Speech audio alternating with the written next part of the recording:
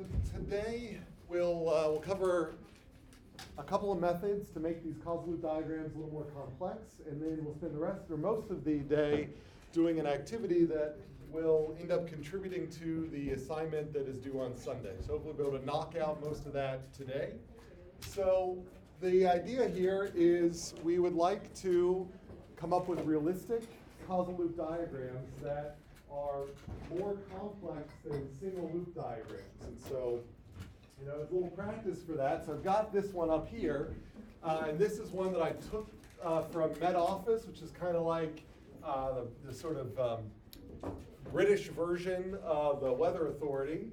And they are trying to communicate that climate feedbacks can be both positive and negative. So feels like they've got this kind of causal loop thinking, but I say, how do the variables create challenges for labeling the links? So what are some of the problems with some of the choices that they've made for the nodes or the variables of this causal loop? What sort of rules are they violating that we're saying that we try to abide by when we do causal loop diagrams? They're all verbs. All verbs, yeah. So I see creates, slows down, speeds up, creates. So it's more of a temporal diagram than a causal loop diagram. So they're saying like, well, if you create change, whatever that change is, so that's another kind of confusing thing, then maybe that'll slow down the warming, which will create more change or something. But it's kind of once this thing happens, then this other thing will happen. So when we have to build a model for this, it would be very difficult because then you kind of like say, well, what are we actually modeling? What is this verb? We need nouns before we can get verbs. And so is it but you say, well then, can I just remove the verbs? But if I remove the verbs, I just get like change and warming. So it's still not detailed enough.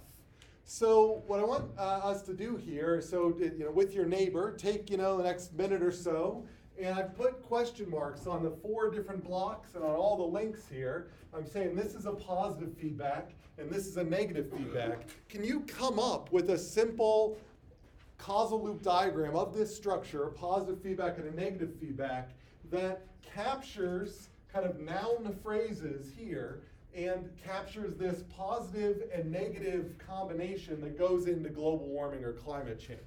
So, take the next minute or whatever and just come up with, your guesses for models that you could put into this format. You can do it with your neighbor. Or by yourself.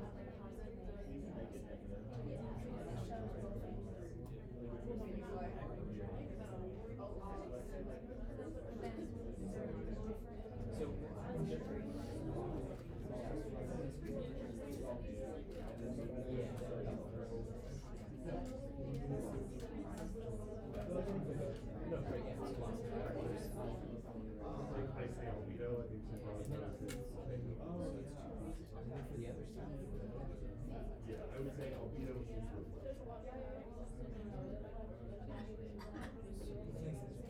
The thing is, they increase the Earth as you absorb the sunlight, and they kind of turn it into heat. So if you reflect it away, increase biodiversity. yeah, more of these normally increasing. Which is the opposite of All right, let's bring things back here and kind of this kind of global brainstorming. So, do we have some ideas here? Maybe the positive feedback is easier to see for some people, just as a guess. Are there any volunteers? What do you think would be at least one of the variables that might participate in this positive feedback? So, like when we think about climate change, and it's already cited this notion of global warming. What seems to be like? What is changing? What is sort of seems like it should be a variable that we need in here? Or I'd say like, what's warming? Like, what do we mean by warming? How do we capture that? What would be modeling the warming of the Earth? Yeah, temperature. That seems like a good one. So, I don't know where temperature might go in here, but I could. Maybe temperature goes here, and I actually don't remember what I have on the next slide, but maybe temperature is a good one to go in here, because as temperature goes up, then maybe, I don't know, as temperature goes up, maybe this, whatever, it's hard to say exactly this, it's almost like this, I feel like global warming, I almost feel like I should have actually notched this one out too and put in a variable here, but I could say maybe there's a plus this. Temperature goes up, then maybe global warming goes up. So what's something else that might go here that would close this positive feedback loop? If temperature is down here, what's another variable that might go up here? I heard people say, yeah. CO2, that's maybe that. Sure, why not? So I could say maybe that there is some process. I would have to justify this. But maybe with more global warming, maybe there is a process that will release more CO2. Now I'd have to justify that, like, I'd have to say, well, how does that work? But if I at least had a narrative where I could justify that link, then I could draw that link. And then I could say, with more CO2, maybe I get more greenhouse effect, and so my temperature will then go up. That is something that I can probably justify. And then with more temperature, maybe I get more of whatever this global warming quantity that I'm feeling kind of fuzzy about here. But then that would then lead to this more CO2. So the only thing I have to worry about is coming up with a physical reason to justify this link over here. But maybe I could do that. What are some other things I could have put up here besides CO2? What are other things that we kind of have seen that with the positive feedback that involves here, that as temperature goes up, what are some other things that happen? Urban environment? There could, it might still be hard to sort of see how global warming contributes to that urban heat. What are some things more geophysical? Ice. Ice would be one that, I could put up here. So maybe, in order to, if I put ice here, then maybe I have to play a little bit with the arrows here. Like, as I get more ice, I get more reflection. So maybe I get less temperature. And as I get more temperature, more global warming, maybe I get less ice. So maybe if I take the ice route up here, I have to put minuses here and maybe a minus here. So these minuses go along with the ice. But because I have two minuses, I still get a positive feedback. So you can imagine there's a couple of different things I could put in there. Any thought about the negative feedbacks? We often don't talk about the negative feedbacks, and we'll talk about why we don't talk about them. But what are some negative feedbacks in climate change? This is a little harder. You don't get as much press. Any thoughts? Yeah. Species diversity? So how would that be a negative feedback? Well, I'm just saying like more climate change would lead to less species diversity. And then how does that then loop back around into something that leads to back to this global warming. Is there a link there you can see? So again, this negative feedback loop here, I'm saying we often don't talk about this loop, but there are these loops, like climate change can't go on forever. Eventually, it will slow down. And what are the things that slow climate change? Yeah, in the back? So increasing carbon would be a plus, which would make more carbon in the atmosphere, and more carbon in the atmosphere. Things like trees grow quicker would be a plus. Okay, and then how does it keep going? And then the negative would be that the trees that are growing quicker draw more carbon out of the atmosphere. So that's an interesting. So that's a hypothesis, right? Like you could have, if we had carbon could actually participate in multiple loops simultaneously. So you could imagine there could be a carbon dioxide link here, and maybe as you get more carbon in the air, you get more tree growth. And maybe if you get more and more tree growth, maybe those trees, through a number of different effects, end up actually having a cooling effect on the planet. And with a cooling effect on a planet, maybe that'll end up leading to less carbon emissions, or the trees will just sequester more. And there are other sort of sequestration. But the point is that usually when we draw a positive feedback, we might focus on that positive feedback because we might be excited about the growth in a sort of a virtuous cycle. Or in a vicious cycle, we might be really, really worried about how this will turn out. But eventually, things can't grow forever. No tree grows to the sky. Whenever we have a positive feedback, we always have to anticipate that there is some negative feedback. And then the question is often, what is the kind of rate of change of this negative feedback? How long are we going to have to wait until this negative feedback kicks in? So the example that I had here was like ice and albedo. So with more global warming, you get less ice. If you add more ice, you get more albedo. And if you add more albedo, you get less global warming. And since there are two minuses, that was my positive feedback. So that was one way I did ice. On my side, instead of sequestering carbon in trees, I thought about sequestering carbon in shells. So you could imagine that as you get more global warming, you get more chemical weathering. So things weather away, and with more chemical weathering, you get more of that being dumped into shells. And with more of that being dumped into shells, it pulls that carbon out of the atmosphere, and so you end up getting less global warming. So potentially you have other places you can sequester this carbon, and with hotter and hotter temperatures, you increase the rate of these chemical reactions that end up weathering this stuff away and then sequestering it somewhere else. This is a very slow process, but if things got bad enough, then this weathering process would happen quick enough that this would start becoming a significant player between these two loops. We're not there yet, which is a big reason why we mainly focus on the positive feedbacks, because they're so much faster. But there's always a negative feedback whenever you start with a positive feedback. The question is, do you include it in your model? And the reason to not include it would be that it's so slow that over the short time periods you're running your model, it doesn't really change enough to really affect this much at all.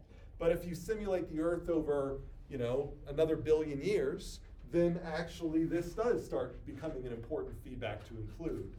And if we didn't include that, then our models of the Earth would be wrong. But if we're doing over 100 years or 1,000 years, then maybe we can just focus on this simple loop. So we add complexity when we're focusing on a time scale where that complexity will make a difference. And so that's where we get this side one here. So there are questions about that example, that the positive feedback is one we talk about all the time because it's so salient. It is at a time scale of interest to us. But if we zoom out and think at a geological time scale, then there are feedbacks that will put global warming in check.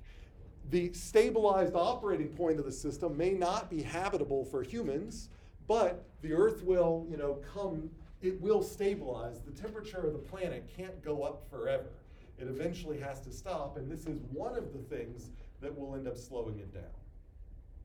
Any questions about that, about why we hit? Yeah. Can you repeat why we don't talk about negative as much?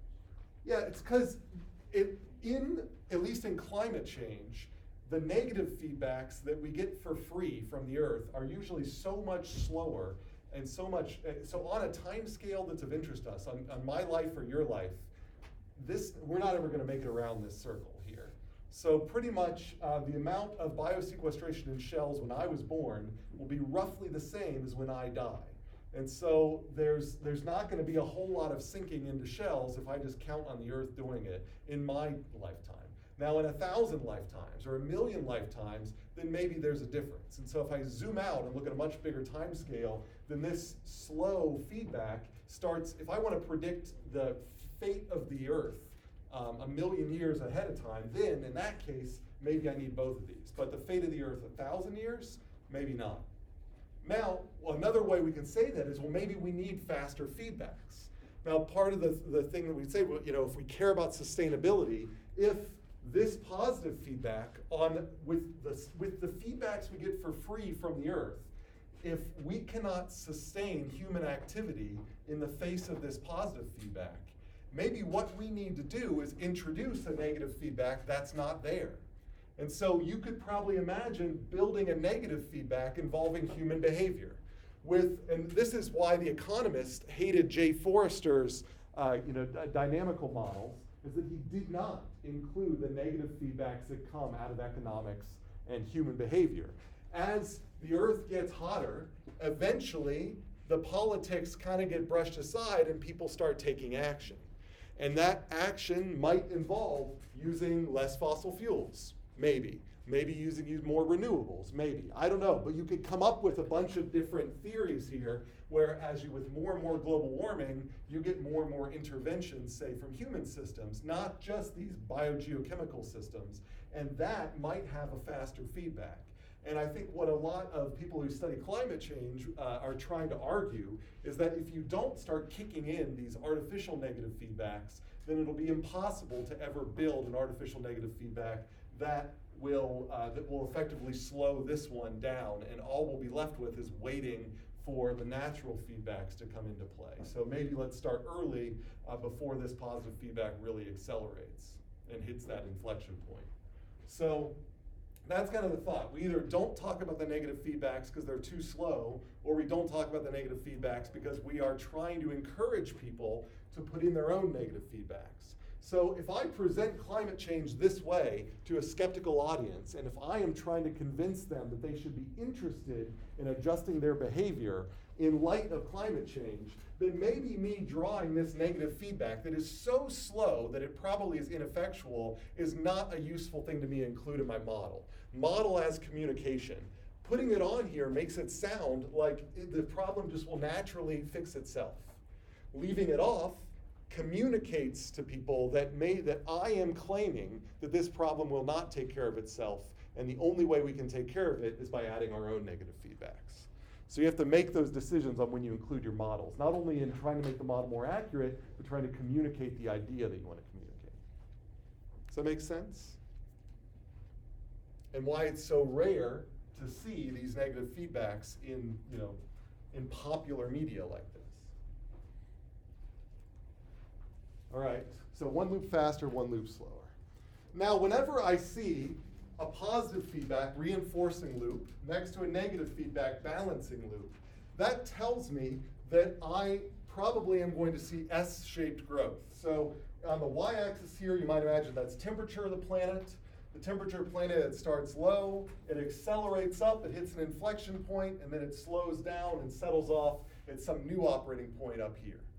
And this acceleration is mainly driven by this one, the reinforcing loop. And this deceleration happens because the variables that are reinforced here actually speed up the action of the variables over here until they become dominant. And so whenever we see these two loops next to each other, we get a hint that this might be the outcome. So that's one of the reasons we look for these types of loops here. And so if we see these two things, we anticipate this dynamic mode of behavior. It doesn't necessarily have to happen. It could be that we're in some interesting parameter settings that maybe don't quite set this up, but this is maybe our first guess at what the behavior will be, because that's very common whenever you have these two things next to each other. So our So my question is, so this is one we've been focusing on, and you've probably seen in a lot of your classes. How do we come up with these things ahead of time? How do we come up with more complex loops, diagrams that have loops communicating with other loops? And so there are two ways that we can do this. We either can, the first way we're here is we're going to take a feedback first approach, and by with that, I mean, let's say we start with behavior over time and then use our vocabulary that we've built up, like S-shaped growth, to say these are the types of variables we might imagine should be in our system. So as an example, if you were to flip to chapter 5 in your textbook, then he has a table of just a few behavioral modes that he thinks are particularly important. And what he means by that is if you look at a lot of behaviors out in human systems and natural systems, that you'll see a lot of behaviors that grow apparently forever, or at least they appear to grow forever, like climate change, even though they probably eventually get rounded out. They might come back and seek some goal. They might have this S-shaped growth where the negative feedbacks actually happen within a time scale of interest. They might oscillate. They might combine the two of these sorts of things where you get growth and then oscillations, or growth and then collapse. And so these are modes of behavior that Moorcroft is saying, if you really think about a lot of systems as they change over time, you probably can find that a huge number of them fit into one of these 6 categories. And if you recognize these categories, then when you're trying to think about building a model that helps you figure out how to intervene later on, you kind of already know what your model's going to look like. So as an example, I see oscillation. And I see oscillation is often caused by a balancing feedback with delay. So that tells me that when I'm looking at variables in my system, I have to say, is there a feedback here? And is there an aspect of that feedback that has a lot of delay? So as an example, in this water control example, I might say, you know what, I noticed that I never can get the temperature of the water right on the first, and I often am oscillating whenever I'm trying to set the temperature of their shower. Well, over here I say, well, then let's think about where's the feedback loop there? Well, whenever I feel the water temperature, there's a gap from what I'd like it to be, and I use that gap as a way to drive how I'm going to change the hot water flow. And when I change it, then maybe what's actually going on is I don't immediately feel the change from that. There's a delay there. So I end up moving it too far. And so then a little bit later, it feels like the water is getting hotter until I realize it's getting even hotter than I'd like it to be. And then I end up turning it back the other way. And so this suggests that these oscillations are due to the fact that I am trying to seek comfort, so that's a comfort-seeking loop, but there's a delay between what I would like to happen and what actually happens, and it's that delay that's generating these oscillations. If I could somehow anticipate that delay, if I could say, I'm going to turn this not quite as much as I think I need to, anticipating that eventually I'm going to get that water, I might be able to move from an oscillating trajectory to a trajectory that oscillates a little bit then settles out, maybe even to a trajectory which rises quickly to the temperature I want. I still have to wait maybe a little bit, so maybe it's going to be more like this one, the common sense one here. So there might be a little bit of a delay, but at least I don't get those oscillations. And that's because I've incorporated into my mental model that my comfort-seeking loop with delay is what is causing the problem. And so I can now attack the delay.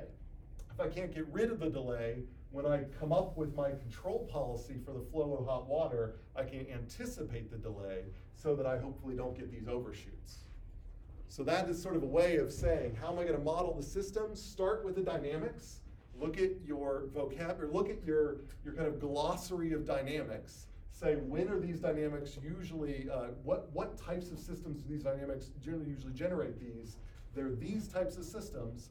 Find the system find the model in the system that you're interested in, and then try to attack elements that you have now identified using the causal loop diagram. So that's one sort of example. Another example, S-shaped growth.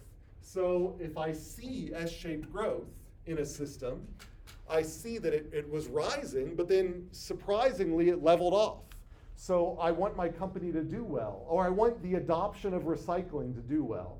And I noticed that people in the city, they started adopting, but then it suddenly leveled off. And not everybody, of course, if everybody picked up, recycling, that would eventually level off. But maybe it leveled off at a level that was lower than that.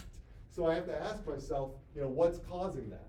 And then that tells me that I probably need to look for the reinforcing loop, which probably was my main focus, advertising, recycling, etc. But then what's the balancing loop? At what point did my advertising stop being useful? People maybe they start learning that they ignore my ads over time.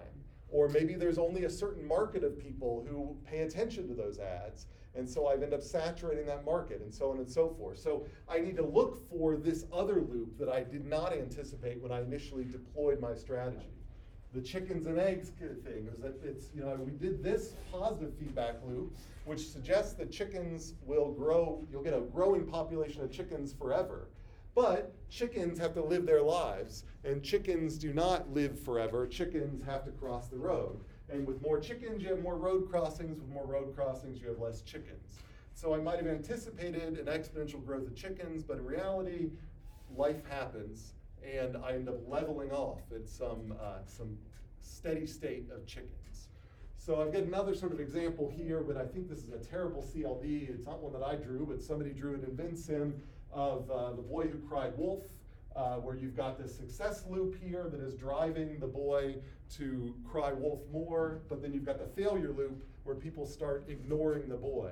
And so ultimately, you find that the boy will kind of flip, he will increase how much he cries wolf, but instead of continuing to cry wolf, might level out at some background level of crying wolf, because he's not always successful, because if he cries too much, people will ignore him completely. So, we can't always count on the growth. We got to look for that other side there. So if we see this, we use these to sort of understand what's going on. And then the last one I want to mention here I'm sorry. So if we're labeling these, are we going to be doing the loops and the graph? Well, so on an assessment, there's a couple of these, like balancing with delay, you should know. That's just an easy one to know. Things like growth with overshoot, this one here would be one that I'd say those 6. Those are probably good ones to know. So if I went back to that grid of 6, these are ones that on a cheat sheet you could put these down, but I would say that it's just going to be good practice to commit these ones to memory. Now, what we'll start today at the end of class and then continue with the assignment that you'll work on, today, but then we'll go into the reading that's tied to it on Thursday, is there's a whole other set of these that are much more complicated that I'm not going to ask you to memorize, but I'd like you to be able to follow kind of a decision tree through them. If in case I gave you that decision tree, you could then sort of follow it and figure out, okay, so following this process, then I want this set of loops. But these are the ones that I would sort of commit to memory. And these ones I think are pretty easy because they kind of build on each other. Growth, limited growth, for example. And then you add delay to it, and you end up getting growth with overshoot. But if you get rid of the growth, so it's just the balancing loop with the delay of oscillation. So these are like the really fundamental ones. That's the reason why Moorcroft stresses those, and these are ones I would say try to have these down. And I think it'll be more clear as we go on. All right, so the last kind of example of this is if you did see growth and then oscillations, that is typically you're going to find a reinforcing loop with a balancing loop as before, but then the oscillations come from that delay part. And so now I've got a growth loop, I've got a limitation loop on this side, and I put a little delay in one of the loops, typically the limitation loop, and that is very common, the source of these oscillations. So in Jay Forrester's models of human activity, then he was saying that you could have these 2 different trajectories, one where you hit a global carrying capacity and then plummet, another one where you kind of hit it and steady out. And it may be that the big difference here is the delay here in how you're using and recognize you're using natural resources. And so if you use a bunch of natural resources and it has this delay on birth rate, that is a very large delay, then you can pump a lot of natural resources out of the ground. It can maybe amplify your birth rate, which then can end up reducing the amount of natural resources to a point that where you clearly go way below the old carrying capacity. But if you manage to somehow reduce this consumption so that the delay here is not as much of a problem, or somehow reduce this delay, then maybe you won't get as much of the oscillations, that things will sort of naturally steady out. And so it's a way of using, when you recognize patterns like this, to come up with a model like this that provides you a discussion framework to talk about what is generating your different patterns. And you can identify, though, maybe this delay is an issue. Maybe this link here in the way its rate relates to this rate is an issue. So this provides us a way of talking about systems that before, if we just look at the behavior over time, we might not have any causal framework for talking about. So that's our one way of building out more complicated CLDs, is starting from the behavior over times and then leading to the CLDs. But the other way to do it is to kind of go in the reverse direction. But before I get there and we move on to the kind of the activity, are there questions about that basic idea, about this direction, starting with behavior over time and using it to motivate your causal loop diagrams? Yeah. So is the goal right now to draw causal loop diagrams for looking at line graph? The goal here is to build frameworks, and that's it. The next one will be not going this direction, but going this direction. Right now, I've taught you how to do causal loop diagrams, but the only causal loop diagrams we've really been building have been really simple ones. So the question is, how do you build out these complex causal loop diagrams that really capture interesting system dynamics? How do you decide when to put another loop in or when to add another variable? And so this is one way to do it, where you start with the behavior over times and you look up in a table what patterns usually are associated with that behavior. This next route is going to go the other way, where you look at the processes in a system and then gradually link together loops that correspond to those processes. All right, any other questions? All right, so the other, to getting to even more advanced ones, where you may not know an easy mapping from behavior over time back to causal loops, there's a sort of process-centric recipe, and this will be on the back of the assignment that I'll pass out today, which will be the one that's due on Sunday. And it's basically a decision tree, which I'll walk through some examples here. And this is borrowed from this kind of systems thinking website and an article that you'll read for Thursday. And the basic idea here is you can say, what am I interested in my particular system? So right here, I have one way through this decision tree. I am most concerned about growth.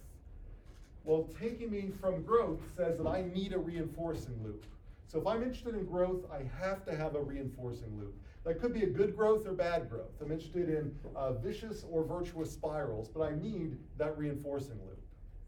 But nothing grows forever. So that tells me that wherever, not only do I do the reinforcing loop, but I have to come up with the balancing loop that'll go along with it. So I add a balancing loop.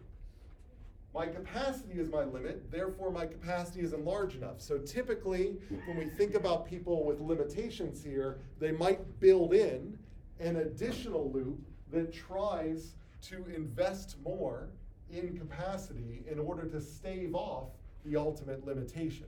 So maybe that's an additional feedback loop that I add. And then that's a way to get to a relatively complicated looking feedback loop. So as an example, I build this feedback loop. There's my initial growth, my growing action, and my demand. With more demand, I get more growing action. That can't happen forever. So I'm going to add in a performance thing. And I say that as I get more demand, my performance is going to start decreasing. And with decreasing performance, there's going to be less demand for, say, the product I'm trying to put out in the marketplace.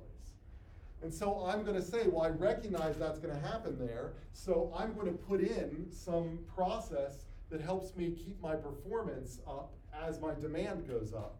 And so I have my original loop, the second loop I've added, and a new loop where I can end up saying, am I meeting my performance standard?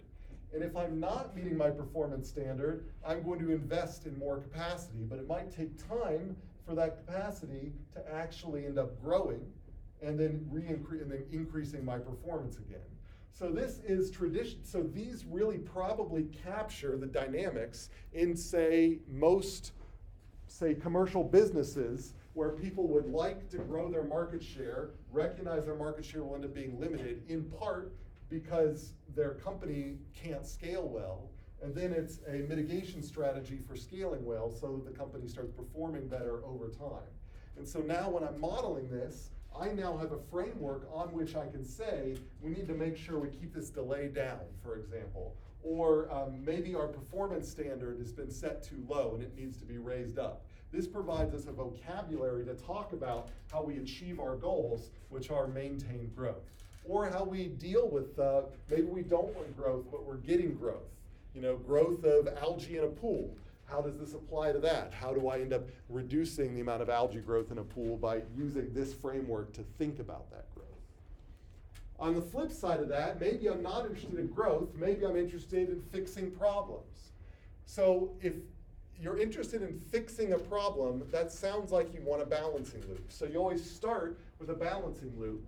But you know that just like with the road system, the road example, as you get congestion, building more roads doesn't necessarily solve the problem in the long run. So the problem comes back to haunt you. Well, that suggests that there is a reinforcing loop outside of your balancing loop, that no matter how much you're balancing, eventually you're going to get a reinforcing loop that brings the problem back. So because of that, I'm not getting at the real underlying cause, so I might have another loop that will end up either addressing the real problem or the symptomatic problem. So they give the example here, I have a cash flow problem, I need more money. One option is to borrow, so I take credit out. And that solves my cash flow problem. That's a balancing loop. That is a short-term fix. But we know that if you borrow a lot of money, you're gonna have to pay a lot of interest over time. And if you pay a lot of interest over time, you'll have more of a cash flow problem than you started with. So that is showing here that my solution of borrowing ends up actually contributing to the problem more in the end. So really what's going on here is I've got the real solution I should have looked for was to get financial controls. And so this is kind of like, this would have been the right solution, that maybe I needed to tighten up my financial controls and that would have solved my cash flow problem. But because I have sort of a loose spending mentality, then I don't focus on financial controls and instead I focus on interest payments. So this describes, like this was one example, but there's a wide range of examples where people start with a problem, come up with a solution, wonder why that solution didn't work out over time, and ultimately when you look back at it, it's because they chose the wrong solution. And ultimately the reason they chose the wrong solution might have been that they were maybe just a little worried that they didn't have it in them to go to this solution. This is typically the harder solution. So this gives us a framework on which we can talk about the problems that will occur whenever you try to implement fixing problems, be it on the roads, be it in your bank account, be it on whatever, your general time management. So this is process driven. And so we can zoom out and they have a bunch of different ways in which you can come up with different structures of loops where they're focusing on the loops and not the links. You have to put the links in once you recognize the loops have to be there. And my claim is all of these that Moorcroft have are already represented in this list, but then this list also has a lot more. So when you're just getting started out, like what are the basic elements of my model, this is often a really useful decision tree to use. What am I really trying to get at in building this model? Follow down through the decision tree, and then this gives you a simple thing to start with. And then you can add more complexities over time, but kind of the kernel of your system might be these loops that are identified in this decision tree. So that is another way to making these more complex causal loop diagrams. So those are the two basic approaches. So before we go on to this more activity-driven, are there questions about this idea that I can use a decision tree to guide me through these different decision points that represent what I'm trying to model, and ultimately land at a prototype for my system that I can draw, look for all the variables in, and then look to complexify on top of that. It just tells me a place to start. So there are questions about that general approach. Yeah. What are like the endpoints of like the, do you know what I mean? Like, yeah, like what does that like entail? So like this one, shifting the burden, which is the one we just showed before, this is kind of a little cartoon depiction of two balancing loops connected by a reinforcing.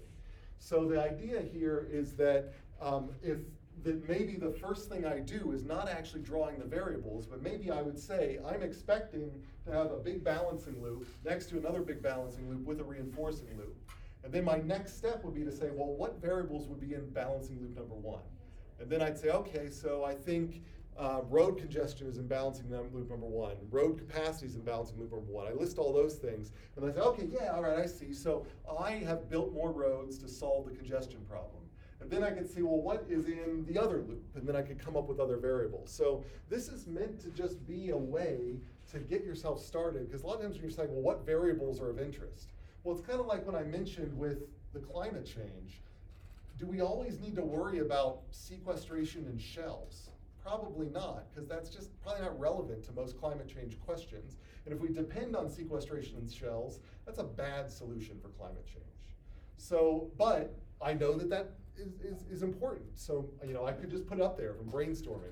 What affects climate change? Well, sequestration in shells. I'll put it up there on the board.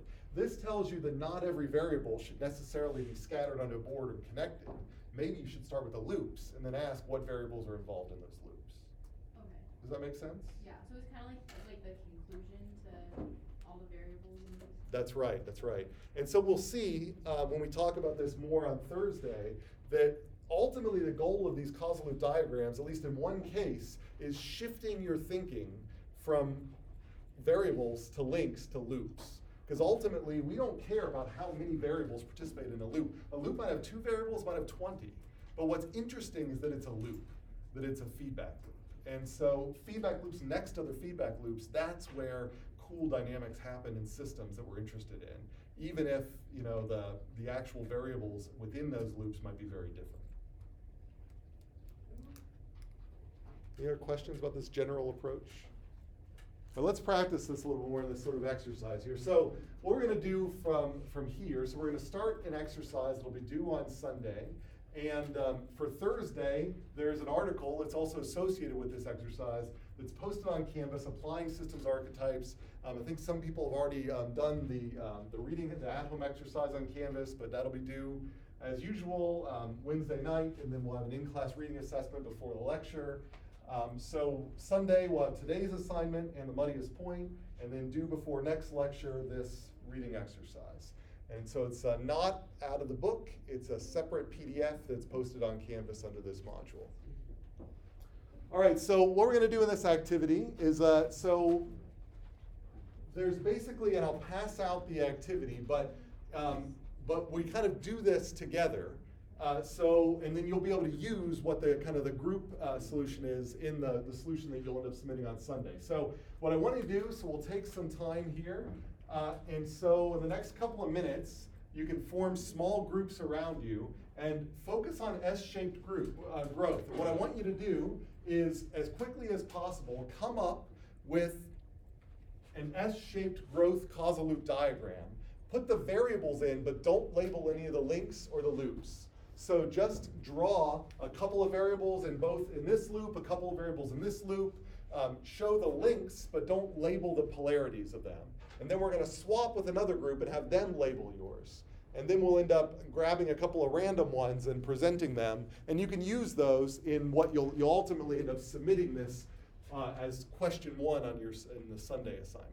So let's take, maybe, I don't know, 5 minutes or so, and just try to come up with your best S-shaped growth one on a sheet of paper that you could pass with another group.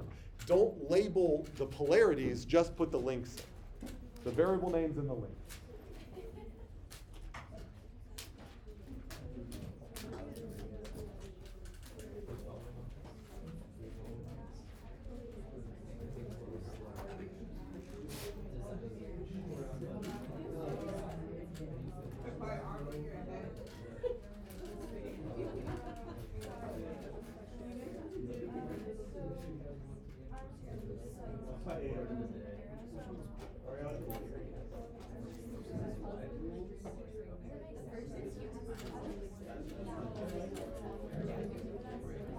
Yeah, exactly, like, so, exactly the same thing. But I'm hoping to get a little more diversity. That's right.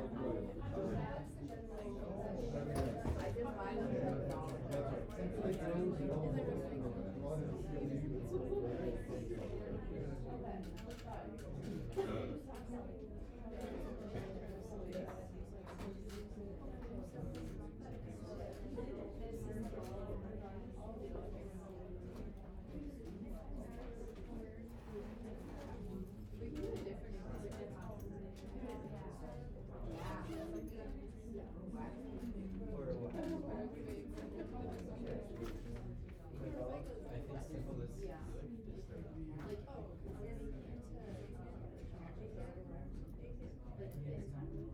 something that was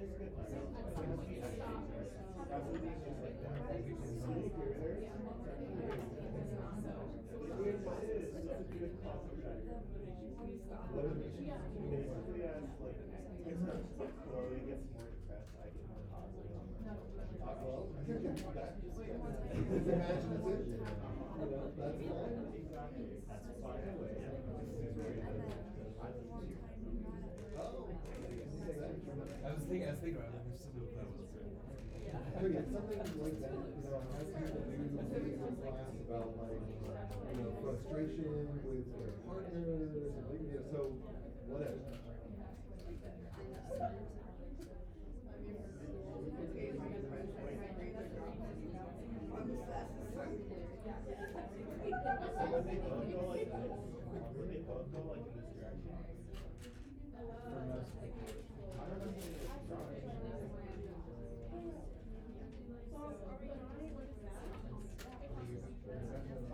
You guys have completed 2 whips. Good.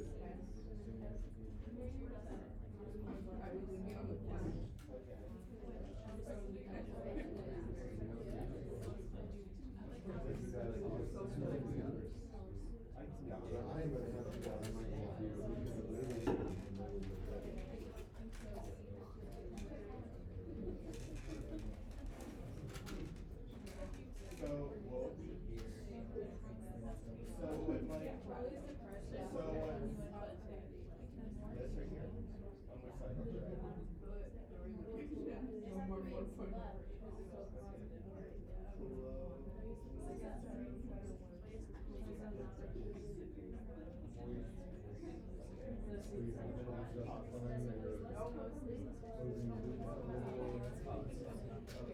And then like suppose and then like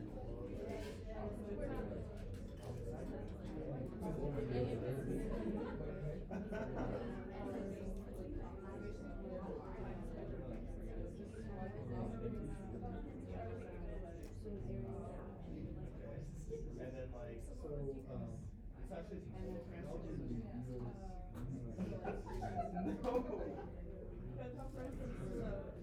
It's so hard to make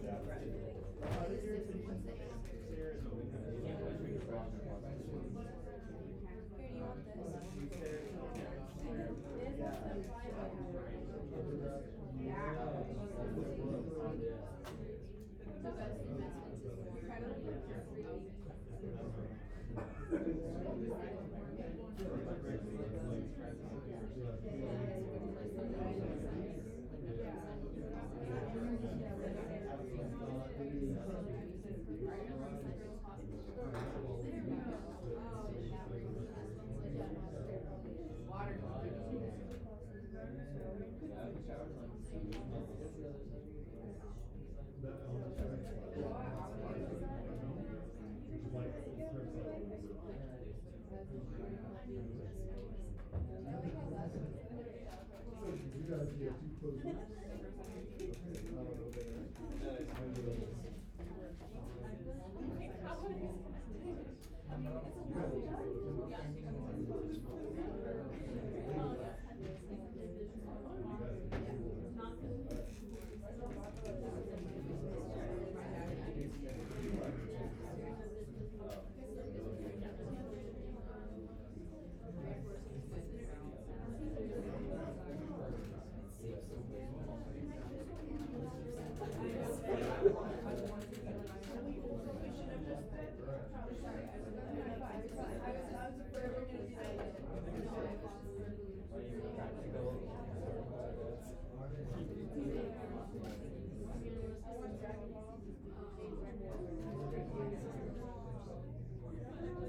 Alright, if I haven't swamped you with another group yet, then try to close your loops ASAP so we can get you swamped in late.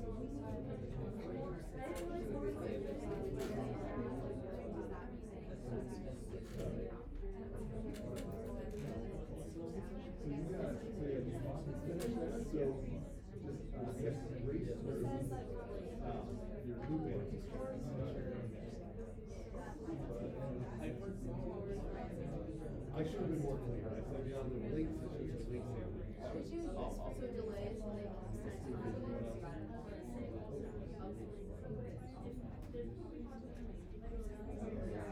Looks like you have two.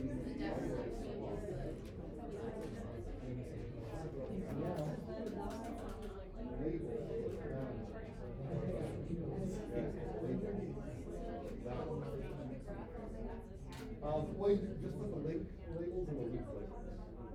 So interpret. Oh, no, that's okay. I was just looking for that.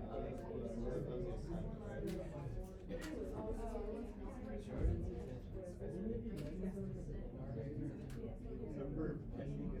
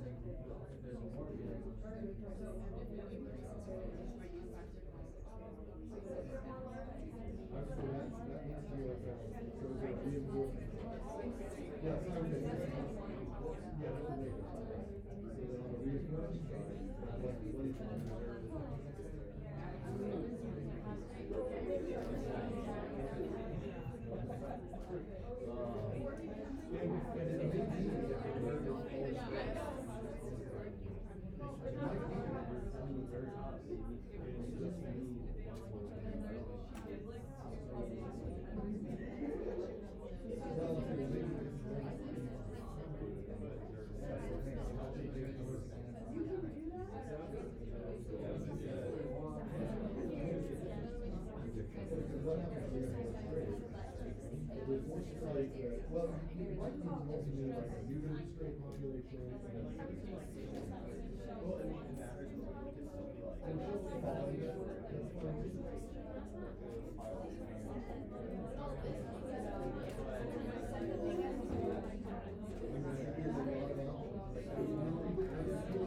But I mean, right now, we've got the balance. Where's the reinforcement? So it should be that.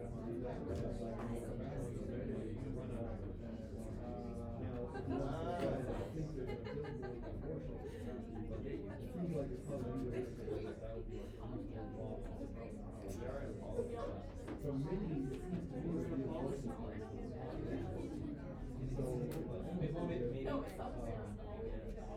there should be like a first stage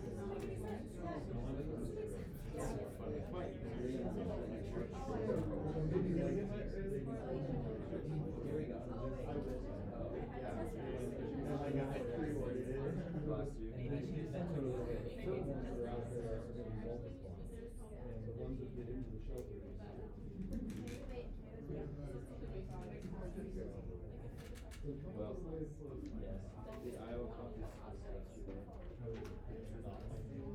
It's happening right now. It's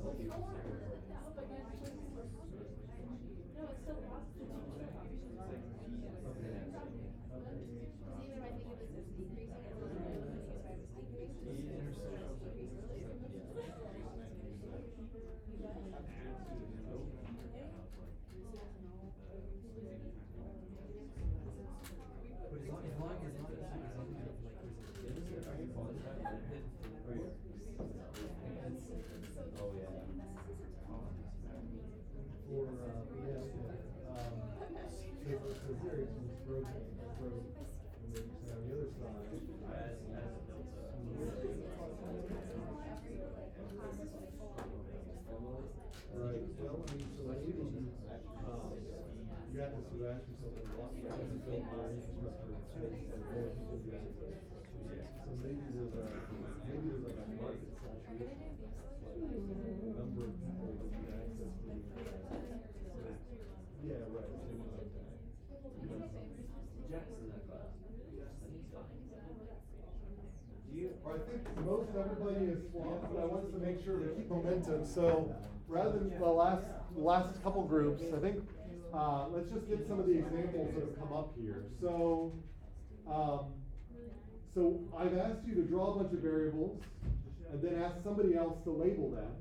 So now what I want to do is kind of go around the room here and have you describe your S-shaped growth curve in terms of the loops. So I'll start with you guys. So the growth that's in front of you, how would you describe the one that you just labeled? Yeah.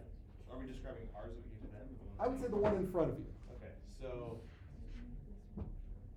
just to give everybody kind of a thought of what it is, so it's the number of housing developments is the one is like the variable that sits in between the two loops. So if housing developments, And there's a positive causal link to the number of people. So the more developments there are, then the more number of people there are, and then that's a reinforcing loop coming back to housing developments, because the more people there are, the more number of housing developments will need to be built. And whereas on the balancing side, that number of housing developments, the more that there are, the less land space that there is available, and then the more land space that there is available, the more number of housing developments will come back through. all right, so if I was to summarize that, I think that's an excellent example, is that you've got a growth in housing. So with the more houses, you've got, I guess, more interest in housing. So you've got, on one side, there's a number of, so as you get more housing developments, you get more people moving in. With more people moving in, there's a growth in housing developments. But ultimately, that's limited by land. So you've got a growth in interest in housing, but then you've also got a limitation in land. And so those are the two things that they put there, and there are only three variables that are connected here: number of people, number of housing developments, and land space. So that is, one example of an S-shaped growth. It looks exactly like this, but it's in terms of housing. So let's see. So if I were to go back, so how would you guys summarize the loops in front of you?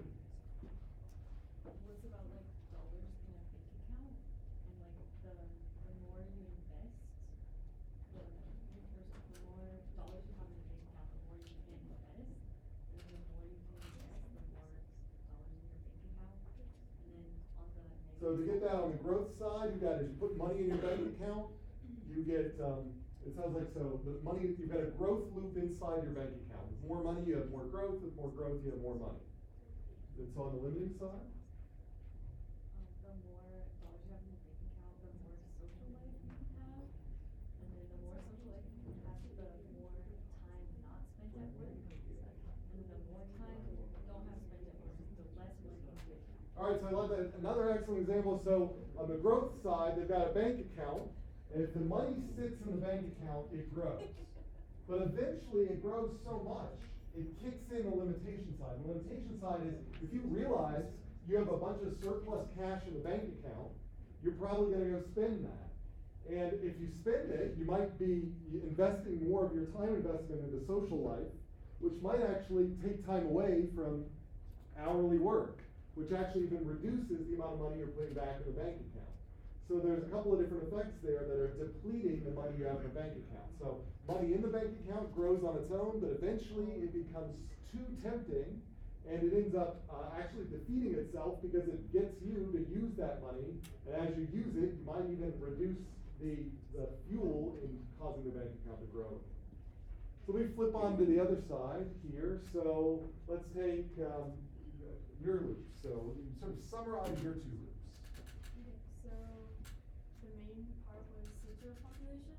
So we said that as the sea-turtle population increases, or as it decreases, then environmental awareness would increase, and that would lead to an increase in conservation effort, which would lead to the population increasing again.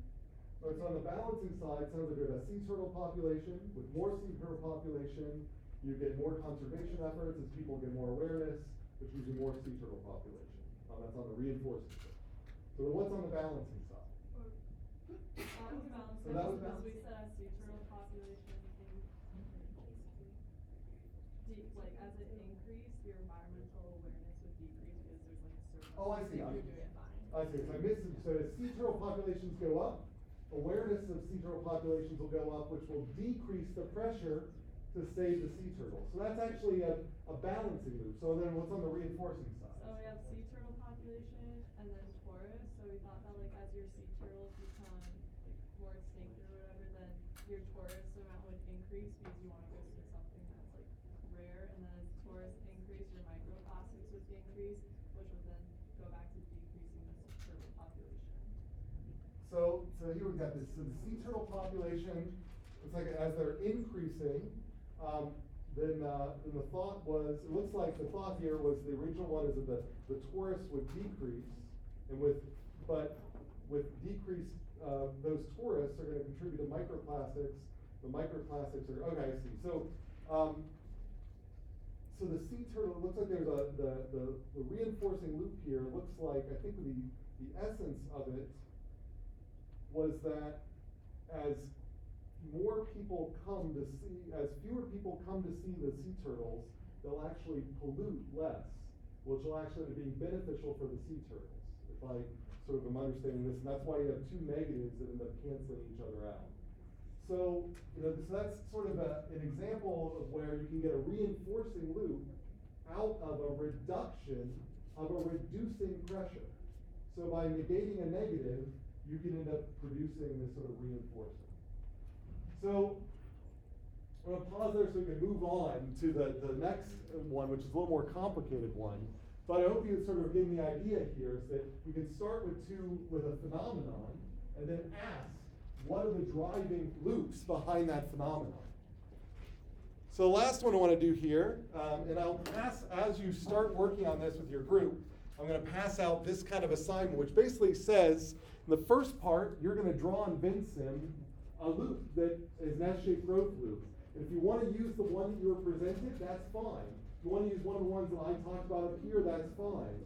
Then we're going to do it again for this drifting goals. And then you've got this third one on your own. You'll end up drawing one that has 3 coupled feedback loops. It doesn't have to relate to any of the CLDs that we talked about. It just has to have 3 loops. So let's go ahead and with your group next to you, the last couple minutes we have, see if you can, and you can just, we'll not worry about passing them, see if you can start to come up with a drifting goals. Drifting goals is different than escalation. It has 2 balancing feedback loops. One of them has a corrective action where you notice a gap in performance, cause you to correct the action to hopefully increase your performance. But the same, on the same side of that gap in performance also gives you a pressure to lower your goal. And that is another way to reduce the gap in performance. So on the bottom side here, you're increasing your performance. On the top side, you're decreasing your goal. And this is the so-called drifting goals archetype. So can you think of a way in which, or a system, and I've had people do a lot of creative ones here, some to do with relationships, for example, that fits this kind of drifting goals. And I'll pass this out, but there's nothing that you can turn in here. This is also posted on Canvas. This is what's due on Sunday. So you can, last couple minutes, just work with the group around you to come up with a drifting goals.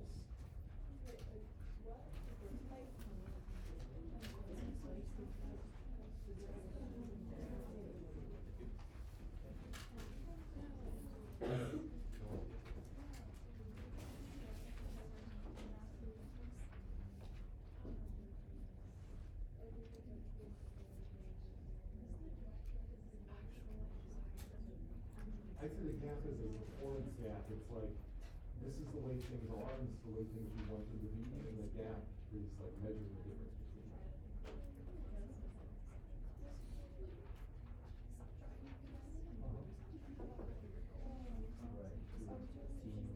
No, yes, that was just to make the sort of get you thinking about it, so then, and then I can really do all that basically.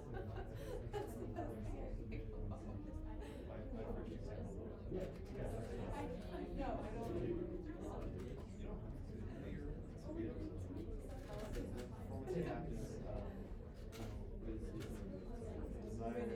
Oh, I'm sorry, yeah, the attendance thing.